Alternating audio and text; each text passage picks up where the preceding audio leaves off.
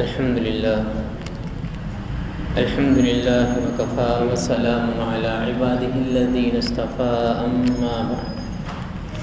أما بعد فأعوذ بالله من الشيطان الرجيم بسم الله الرحمن الرحيم عبس وتولى أن جاءه الأعمى وما يدريك لعله يزكى أو يذكر فتنفعه الذكرى صدق الله العظيم وصدق رسوله النبي الكريم اللهم صل على سيدنا محمد وعلى آل سيدنا محمد وأصحاب سيدنا محمد وبارک وسلم علیہ۔ 30ویں پارے کی تیسری سورت سورہ عبس اس وقت ہمارے سامنے ہے۔ یہ مکی سورت ہے اور محققین کے بیان کے مطابق یہ مکہ مکرمہ کے شروع کے زمانے میں نازل ہونے والی صورتوں میں سے ہے۔ یہ وہ زمانہ ہے جب ابو جہل، عتبہ، شیبہ اور دوسرے سرداران قریش نبی کریم صلی اللہ علیہ وسلم انہیں براہ راست دعوت دیا کرتے تھے، یعنی گفت و شنید کا سلسلہ جاری تھا، دعوت دی جاتی تھی، وہ بات سننے کے لیے حاضر خدمت ہوتے تھے۔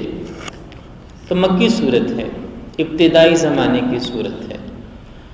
اور اس میں 42 آیات ہیں۔ اس صورت کی جو ابتدائی 10 آیات ہیں، ان آیات کا تعلق ایک خاص واقعے کے ساتھ ہے، اور وہ واقعہ یہ ہے کہ ایک مرتبہ نبی کریم صلی اللہ تعالی علیہ وسلم سرداران قریش کو، جن میں ابو جہل بھی تھا، عتبہ تھا، شیبہ تھا، دوسرے قریشی سردار موجود تھے، آپ انہیں اسلام کے متعلق سمجھا رہے تھے۔ اتنے میں ایک نابینا صحابی جن کا نام عبداللہ ابن ام مکتوم تھا، وہ حاضر خدمت ہوئے اور نبی پاک صلی اللہ علیہ وسلم کو اپنی طرف متوجہ کرنا چاہا، کسی آیت کے حوالے سے پوچھا۔ تو ظاہر ہے کہ جب انسان کسی ایک موضوع پر گفتگو میں مصروف ہو اور خاص طور پر وہ گفتگو بھی اسلام کی دعوت سے متعلق ہو، اور وہ گفتگو جن لوگوں سے ہو رہی ہے وہ بھی مکہ کے بڑے بڑے سردار ہیں، جن کا اسلام کی طرف متوجہ ہو جانا اسلام کو بہت فائدہ پہنچا سکتا ہے، بڑے بڑے سردار۔ تو جب حضرت عبداللہ ابن ام مکتوم رضی اللہ تعالی عنہ نے نبی کریم صلی اللہ تعالی علیہ وسلم کو اپنی طرف متوجہ کرنا چاہا اس گفتگو کے دوران، تو حضور صلی اللہ تعالی علیہ وسلم کی طبیعت پر یہ بات گراں گزری، اور ظاہر ہے یہ ایک فطرتی بات ہے، آپ صلی اللہ علیہ وسلم کی طبع مبارک پر یہ بات گراں گزری۔ آپ نے اس وقت ان کی طرف خاص توجہ نہ فرمائی اور اپنی گفتگو میں، اپنی دعوت میں مشغول رہے، اور آپ کا مقصد بھی یہی تھا کہ یہ لوگ اگر بات کو سمجھ لیتے ہیں، دین کو سمجھ لیتے ہیں، دین کی طرف متوجہ ہو جاتے ہیں، تو ان کی وجہ سے مسلمانوں کو دین کے سمجھنے اور سمجھانے کے ہزارہا مواقع میسر آ جائیں گے۔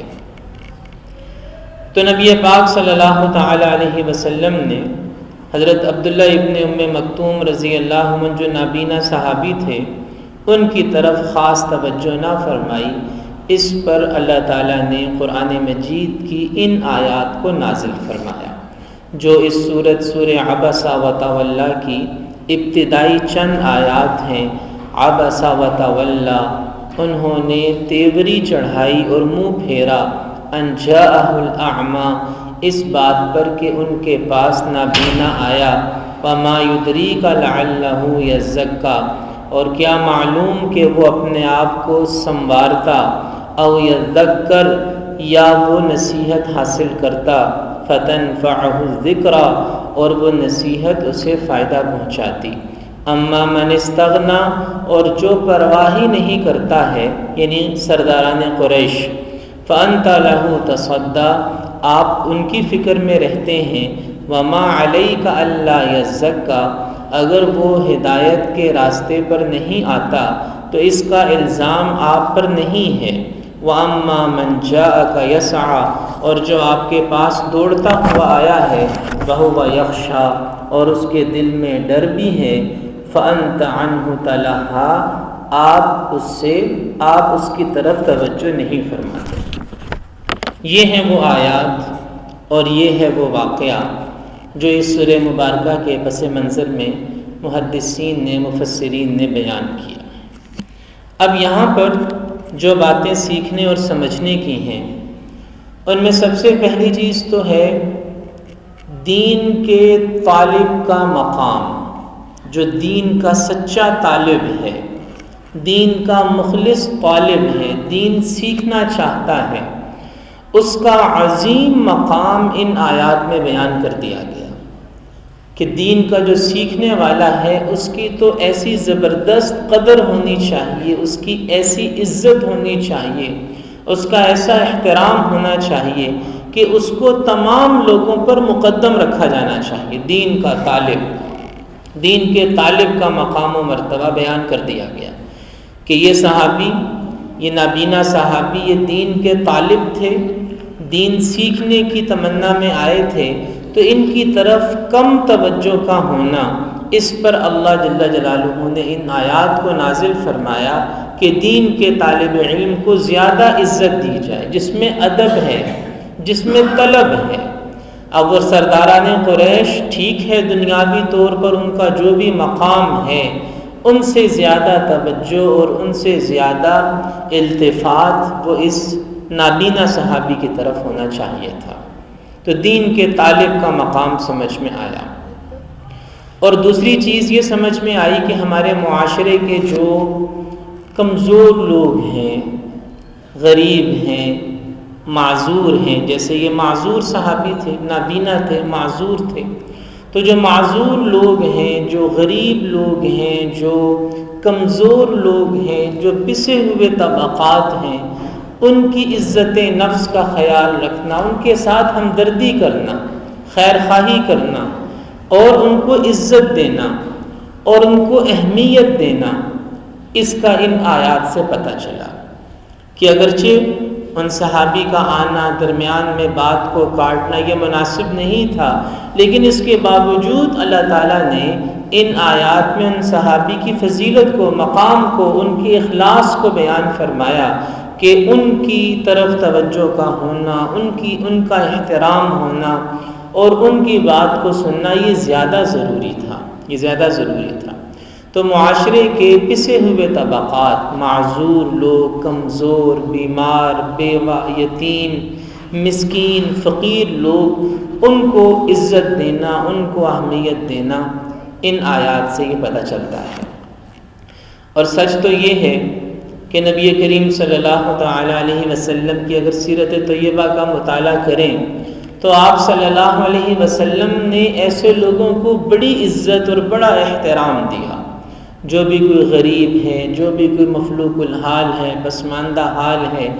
آپ صلی اللہ تعالیٰ علیہ وسلم کے نزدیک اس کی عزت، اس کا مقام، اس کا مرتبہ سب سے زیادہ تھا۔ ایک صحابی ہے حضرت ظاہر رضی اللہ عنہ، ظاہر دیہاتی،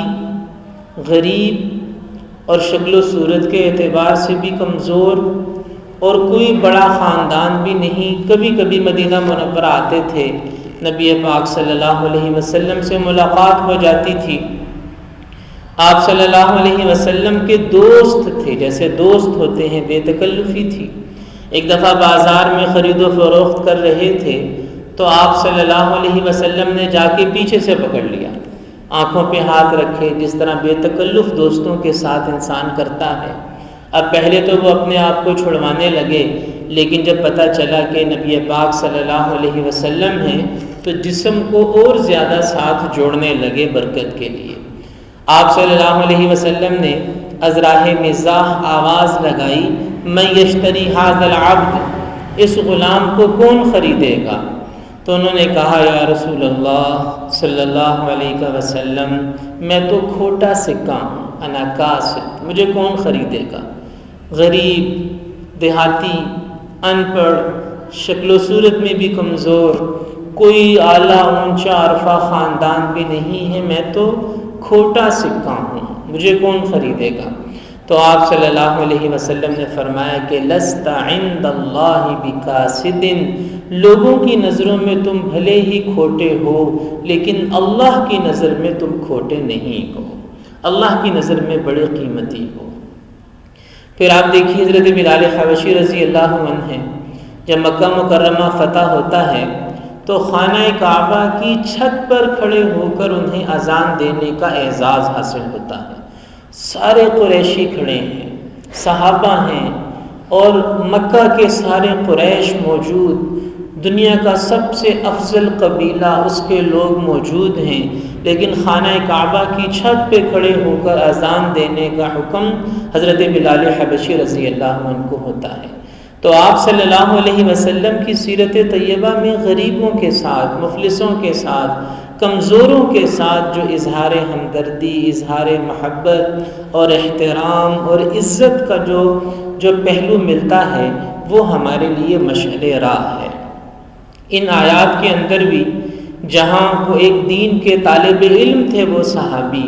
ساتھ ساتھ وہ ایک کمزور معذور شخص تھے، تو ان کی عزت اور احترام اور تقدس جیسے اللہ نے قرآن میں بیان کیا ہے، یہ بڑی قابل غور بات ہے کہ اللہ نے اپنے نبی سے فرمایا کہ آپ کو ان کی آمد پر ایسے نہیں کرنا چاہیے تھا،